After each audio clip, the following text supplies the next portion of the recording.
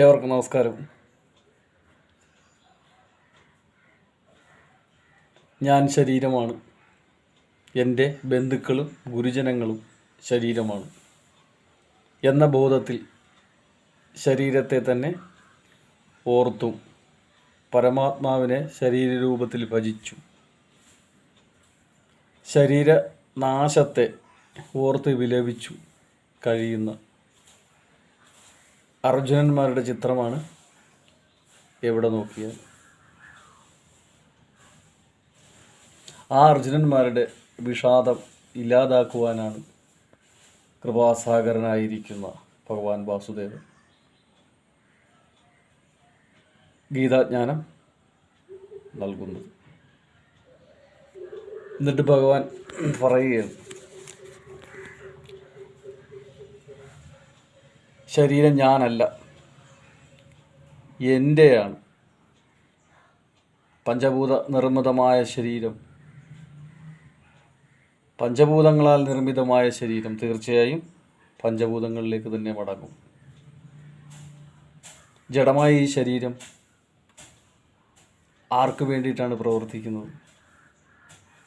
എൻ്റെ കണ്ണിലൂടെ കാണുന്നത് ഞാനാണ്, എൻ്റെ കാതിലൂടെ കേൾക്കുന്നതും ഞാനാണ്, കാണുന്നതും കേൾക്കുന്നതും മായ ഞാൻ ആരാണ്? അതുതന്നെ ഞാൻ ആരാണ്? അത് വീണ്ടും പറയുകയാണ്, ഇരുപുരികത്തിൻ്റെ ഭ്രൂമധ്യത്തിൽ സൂക്ഷ്മാണുവായ ഒരു ദിവ്യപ്രകാശമുണ്ട്. അതാണ് ആത്മാവ് എന്ന് ഭഗവാൻ ജ്ഞാന ഉപദേശം നൽകുകയാണ്. പിന്നെന്താ പറയുന്നത്? ദേഹം പുരിയാണ്, ആത്മാവ് പുരുഷനാണ്. ദേഹം വസ്ത്രമാണ്, ആത്മാവ് നല്ല അഭിനേതാവാണ്. ദേഹം അസത്താണ്, ആത്മാവ് സത്താണ്. അസത്തിൽ നിന്നും സത്തിലേക്ക് മനസ്സിനെയും ബുദ്ധിയെയും